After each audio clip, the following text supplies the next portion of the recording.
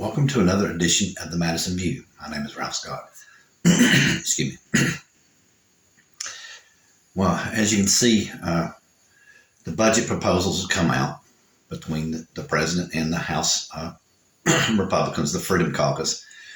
I watched a little bit of it on C-SPAN where it seemed like I got the more kind of direct words out of their mouth. They did a video thing on it. And to be quite frank and honest with you, I listened to it watched it about 4 or 5 minutes, and it was just propaganda. I mean, the only thing they said it was going to do was cap domestic spending, which I think it should do, but not 10 years, because 10 years is unrealistic.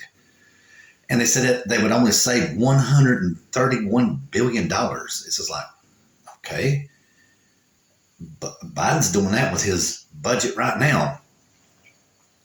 And all they did is they were just talking about woke this, woke that, the weaponization of government. It's just all just radical right-wing propaganda. It's just like, y'all, I don't want to trip again to think these guys are going to try to shut down the government. They're going to make the government go in default, is what I'm thinking. Just for a political statement, I think that the radical part of the Republican Party right now, which is very heavily tied to white extremism and religious extremism as well. I think if they've gained some kind of major league power that I don't know, it just seems that way from what I watched the video. It's like this whole entire Fox News thing. I think some people are still watching Fox News after they figured out that, and they're basically admitting it. Rupert Murdoch admitted it. They lied to you on purpose just for TV ratings. They were lying to you, telling you a lie to make you feel better, I reckon, because, I don't know, you lost or something? I don't know. Something I just don't understand. It's like the whole entire world. This is like I said, the Republican Party has gone off the rails and it's become a cult, because cults usually don't make any sense.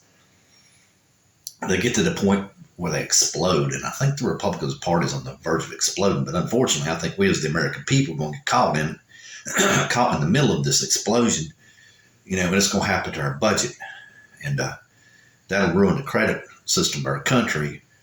I just hope somebody in there somewhere comes up with some common sense and gets something to go through. As far as I know, the president's budget, they have to vote on that. So hopefully somebody come up with a compromise, because with Biden's budget, he does that total rich tax thing, which I don't agree with. I agree with it. Billionaires and stuff like that, but they should pay 30%, just like anyone else. Now that I agree with, but taxing somebody on unrealized capital gains, I'm just not much fan of. If they want to do that, they should possibly raise the capital gains tax up on either the one like the rich people's stock options that they get from as a bonus, or raise capital gains tax itself. So when they cash out, it's actual gains, and just unrealized capital gains. That's like penalizing someone for being successful. That one I've never understood. That's something the radical left does. In my mind, is just, I don't know. It's about like listening to that woke politics thing that I heard from the Republicans. Everything was woke this, woke that, woke policies of the military, woke policies of the IRS, woke policies of the Homeland Security, and it's like, oh my God, that's all it was, a propaganda session. It really was. Basically, I come away from that from that video, like I said, it just scratching my head. Other than the fact it's just my diagnosis of the Republican Party being a cult is pretty accurate, and I think it's on the verge of exploding like most cults do. But anyway, they've started the radical right has started attacking Dr. Fauci again, which is something that really baffles me. The whole entire pandemic part where everybody didn't know what to do has passed now. Everybody pretty much has an idea of what's going on. And I think, I'm not a medical expert. Thank God for the vaccines. I think they've actually kind of like knocked the edge off the virus. They made it mutate in a much more non-deadly fashion, is what I'm thinking. I'm not a doctor. I couldn't tell you for sure. It just seems to me like the death tolls went down and, all that stuff.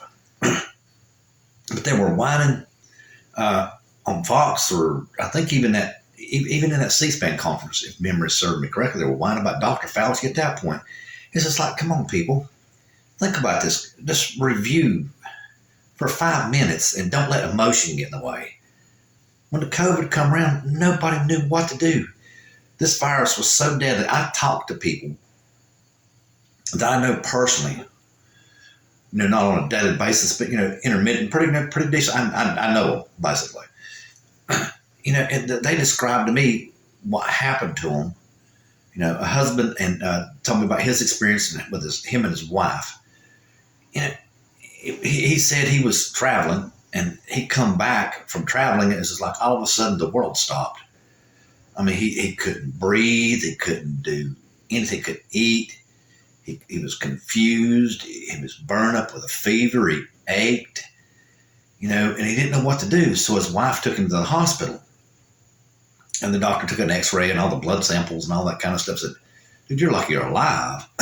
Because all this stuff was just off the charts. And he was down for 3 months, basically. And he was a young man. I mean, he was in his 40s, maybe, no earlier than 30, but I think it was his 40s. And nobody really knew what to do during that time frame. And they were whining about mask mandates. Why are you taking something where somebody's trying to hopefully protect you, they're trying to keep you from dying from a virus that they don't understand, and get mad at them about it? And if you don't want to wear the mask, then don't wear the mask. But why are you getting mad at someone about it? They're trying to help you. They're trying to make sure that you're going to be okay. They're trying to look out for your safety. It just baffles me why everybody wants to arrest this guy and throw him in jail for what? Making you wear a mask. It just baffles me to the point to where, are you just that stupid, or I don't know, just that full of hate? Like I said, I personally think that it's just hate. It's just, the devil ruined it, showing his hand again in my book. But, it's a very personal opinion. But anyway, let me get off that. And like I said about the Biden budget proposal. I said it backwards. But like I said, I don't agree with the overall, rich tax thing. I haven't read it line by line in detail, but there's one thing that, I'm not up there and I couldn't tell you everything, but I think he said he increased government spending by 8% overall. And I don't think that would be a good thing to do right now with inflation. I would have to consult with economics professors and all that kind of stuff, and economists and everything. And to me, the overall budget itself, I think, is flawed because it increased spending. It is increasing spending in a time frame when inflation is at a high, and we shouldn't probably do that because physical stimulus, especially on the domestic side, really adds. Like I said, it's like a full multiplier. It's going to go up to the economy really quick. And that ain't going to help. But anyway, I mean, that's something I would do. I'm not saying it's right or wrong. It just strikes me as not the thing to do. But overall, I mean, I like his budget. I mean, I'd rather see him raise the taxes up to a much fairer rate than take the money away from poor people, any day of the week. But let me get into this right here. I'm going to get into the back into the Federalist Papers because I've been neglecting that because of all the crazy stuff that's going on. But in Federalist Paper number 39, Madison was talking about, how you hear all the right-wing Republicans talk about the Constitution doesn't take states' rights in how would you say, in the matter or into consideration. That's what James Madison addressed in the 39th paper. He was explaining the difference between a national government and a federal government, which is what the Republicans at that time frame were worried about. Like he said, that the only way that the Constitution come into existence itself was the fact that the minority approved it and the majority as well. In other words, it had a super majority approve it. It was better than just a state level treaty or whatever you say, a negotiation or document, because it was up on the federal level, because everybody across the whole entire United States, plus enough people in the minority, which he means like, if there's only, there's 13 colonies and I think 9 approved it in order for it to be ratified. And I think eventually all of them approved it. But I think right when it was ratified, I think it was 9. I think in North Carolina, I think was the last one. I'm not totally sure. That might have been Georgia. But that's what he was saying. So it was a super majority. So therefore, with it being approved by the states, as much as it is approved by every voter in the country, that it proved that it was a Republican or a federal government versus a national government, because a national government would just send the whole entire ballots out across the country, regardless of what each state district thought. And they would vote on it as a national whole, and that would become a national government, which is not what the Constitution is meant to be. It is meant to be a federal government, because when you get down to it, the states still control the federal government to this day. I know the Republicans are saying that don't, but they do.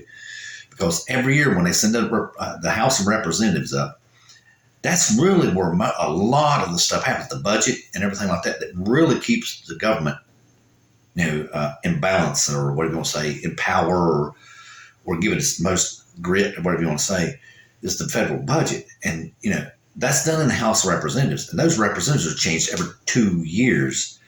So it's going to reflect a lot more realistically about the opinions of the country much faster than the Senate, which is every 6 years.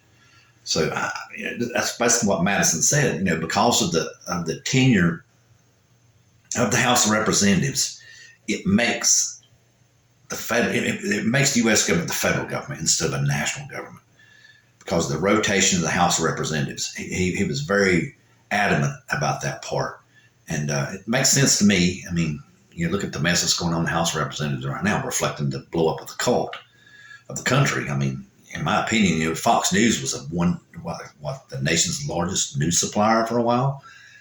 So basically, they were the largest propaganda perpetrator in this country. So, I mean, it's doing some pretty rocking and nasty stuff right now. I think in a lot of people's minds, let alone the political scenario that happens on your TV, it's sitting on the right. So basically his analogy to the situation should go ahead and put all this Republican fear that the states' rights are being neglected. And to me, the paper made perfect sense. That's all I have to say. Good night.